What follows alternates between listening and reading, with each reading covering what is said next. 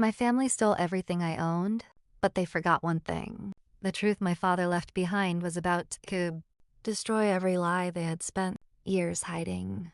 Hi, my name is Victoria Hayes. I'm 35 years old and I live in Portland, Oregon. I'm the owner of a property management company that I built from the ground up over the last 12 years. I'm 5'7" with shoulder-length chestnut hair and green eyes. Most people describe me as calm, hardworking, and the kind of woman who would sacrifice anything for the people she loves. And they wouldn't be wrong. I grew up in a small house where money was always tight, but my father taught me something I never forgot. He used to say, "Money comes and goes, Victoria. Family is the one thing you should never give up on." I carried those words with me for most of my life. After my father passed away 3 years ago, I made him a silent promise. I would take care of our family, no matter how difficult life became. I paid every overdue bill my mother couldn't afford. I helped my younger brother, Ethan, every time he landed himself in financial trouble. When our family's small real estate business was on the verge of bankruptcy, I invested nearly all of my savings to keep it alive. I never asked for repayment because I believed family wasn't a transaction, it was a responsibility. For a while, everything seemed normal. My mother thanked me often. My brother hugged me every chance he got. My Uncle Richard constantly reminded everyone that my father would have been proud of the woman I had become. I believed every word. Looking back now, I realize I was too busy protecting my family to notice they had quietly started protecting their secrets instead. The whispers stopped whenever I entered a room. Conversations suddenly changed. Important documents disappeared the moment I walked in. I convinced myself I was imagining things. I had no idea those tiny moments were the beginning of the biggest betrayal of my life. And 6 weeks before my family stole everything I owned, I ignored the first warning that could have changed everything. 6 weeks before everything fell apart, my life felt surprisingly ordinary. Every weekday started the same way. I woke up before sunrise, made myself a cup of black coffee, and spent an hour reviewing reports before driving to the office. My property management company had finally reached a point where I didn't have to worry about every dollar, but I still worked like I had nothing. That's just who I was. I believed success wasn't something you inherited. It was something you earned. That Friday afternoon, my mother called while I was finishing a meeting with one of our biggest clients. "Victoria," she said gently, "would you come by for dinner tonight? Ethan and Richard will be here too. It's been a while since we've all sat together." I smiled. Family dinners had always been my favorite. "Of course," I replied. "I'll bring dessert." When I arrived that evening, everything looked normal. My mother greeted me with a warm hug. Ethan was setting the table, and Uncle Richard was laughing in the kitchen as if nothing in the world could ever go wrong. For the first hour, we talked about work, old memories, and my father's terrible jokes that somehow still made us laugh years after he was gone. Then Uncle Richard casually asked a question. "So, have you thought about putting the family business under one name? It would make things much easier if something ever happened." I frowned. "What do you mean?" He quickly smiled and waved his hand. "Oh, nothing serious. Just planning for the future." Before I could ask another question, my mother interrupted and changed the subject. At the time, I didn't think much of it. Now I know that wasn't an innocent conversation. It was the first time they tried to find out how much control I really had. As dinner ended, I walked toward the hallway to grab my coat. That's when I heard my uncle whisper from the kitchen, "She's still suspicious of nothing." The room fell silent, and in that single moment, a feeling I couldn't explain settled deep in my stomach. For the first time in my life, I wondered if the people I trusted most were hiding something from me. I didn't know it yet, but that dinner was the first move in a plan that had been unfolding behind my back for months. I tried to convince myself I had misunderstood what I heard that night. After all, Uncle Richard had always been close to my father. He had helped raise Ethan and me after my parents' divorce, and for years, I trusted him without question. Maybe I was overthinking everything. That's what I kept telling myself. The next morning, I pushed those uneasy thoughts aside and focused on work. My assistant handed me a full schedule of meetings, maintenance requests, and tenant contracts that needed my approval. By lunchtime, I had almost forgotten about the strange conversation at dinner. Then my phone rang. It was my bank. "Ms. Hayes?" the representative said politely. We noticed a request to add an authorized signer to one of your business accounts. We're calling to confirm that you approved the paperwork. I froze. What authorized signer? There was a brief silence. The request was submitted yesterday afternoon, but we placed it on hold because one of the signatures didn't match the records we have on file. A cold chill ran through my body. I didn't authorize anyone, I replied immediately. Cancel the request. Already done, Ms. Hayes. We simply wanted to make sure. After hanging up, I sat motionless, staring at my phone. Someone had tried to gain access to my business account. I wanted to believe it was a misunderstanding, but deep down, I already knew it wasn't. That evening, I drove to my mother's house without calling first. As I walked toward the front porch, I heard voices coming from the dining room. She'll never question family, Uncle Richard said. Ethan laughed quietly. She's too trusting. Before I could hear another word, the floorboard beneath my foot creaked. The conversation stopped instantly. A second later, my mother opened the front door with a smile that looked strangely forced. Victoria, she said, you should have called first. For the first time in my life, my own home didn't feel welcoming anymore. And as I stepped inside, I noticed a thick folder on the dining table.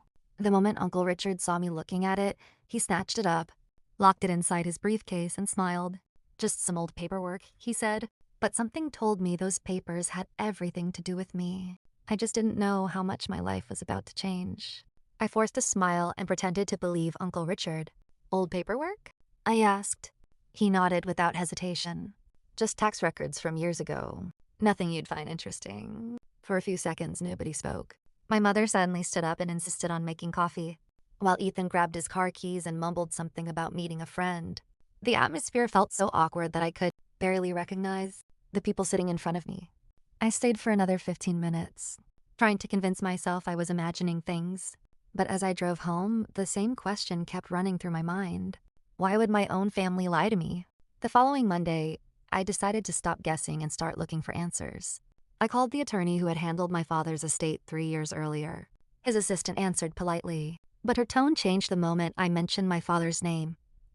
I'm sorry, Ms. Hayes, she said. Mr. Collins retired last year. My heart sank. Did another attorney take over his files? Yes. Ms. Laura Bennett has them now. I scheduled the earliest appointment she had.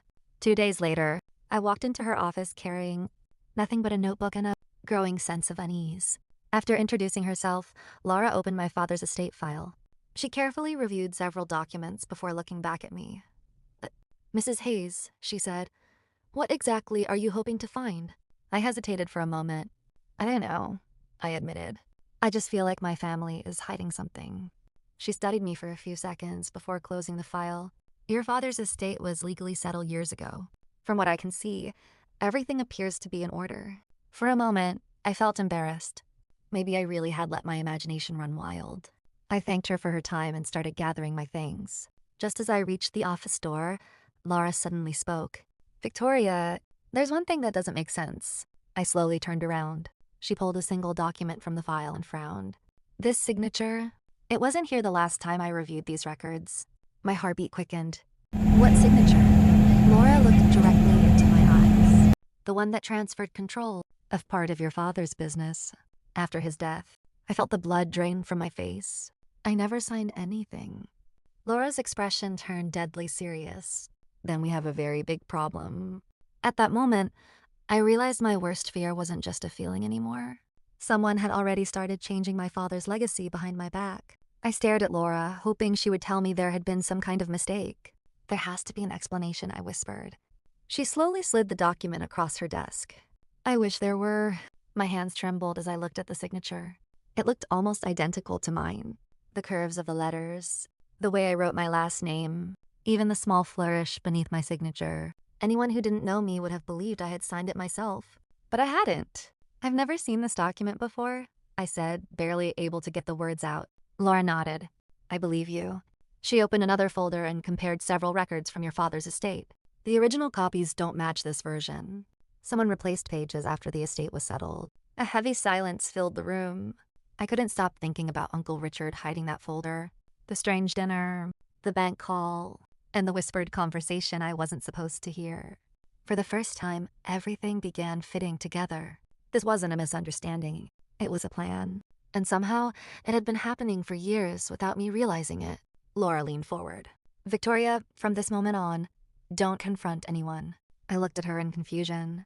Why? Because if someone forged legal documents once, they'll destroy evidence the moment they suspect you've discovered the truth. Her words sent a chill through my body. I left her office feeling like a stranger in my own life. Instead of driving home, I parked across the street from my mother's house. I wasn't planning to go inside. I just wanted to think. A few minutes later, a black SUV pulled into the driveway. Uncle Richard stepped out carrying the same leather briefcase I'd seen at dinner. He looked around carefully before entering the house. Less than 5 minutes later, Ethan arrived. Then my mother. The three of them gathered inside without calling me, without telling me, without any reason I could understand. As the lights came on in the living room, I realized they weren't acting like a family having dinner. They looked like people holding a secret meeting. I reached for my phone to leave. Then I noticed the living room curtains hadn't been fully closed. Through the narrow opening, I saw Uncle Richard spread several documents across the table. My name was printed across the top page in bold letters. And just as Ethan picked up a pen, my mother quietly said the words that changed everything. Once she signs this, she'll never know what we really took from her. My heart pounded so hard I could hear it in my ears. I couldn't make out every word through the window, but I heard enough to know they weren't talking about helping me. They were planning something against me. Ethan picked up the pen and looked at Uncle Richard. What if Victoria refuses to sign? Richard leaned back in his chair with a confident smile. She won't refuse. And if she does? Ethan asked again. My uncle calmly tapped the stack of papers with his finger. Then we'll convince her these are routine documents for the family business. She never reads legal paperwork closely when it comes to family. My stomach twisted. He was right. For years, I had signed countless documents they placed in front of me because I trusted them completely. That trust had become the weapon they planned to use against me. I stayed hidden inside my car until they finished their meeting. As each of them left the house, I waited another 10 minutes before quietly driving away. I didn't sleep that night. Instead, I sat at my kitchen table replaying every strange conversation, every warning, and every lie I'd ignored over the past few weeks. By sunrise, I had made a decision. I was done being the woman who trusted everyone.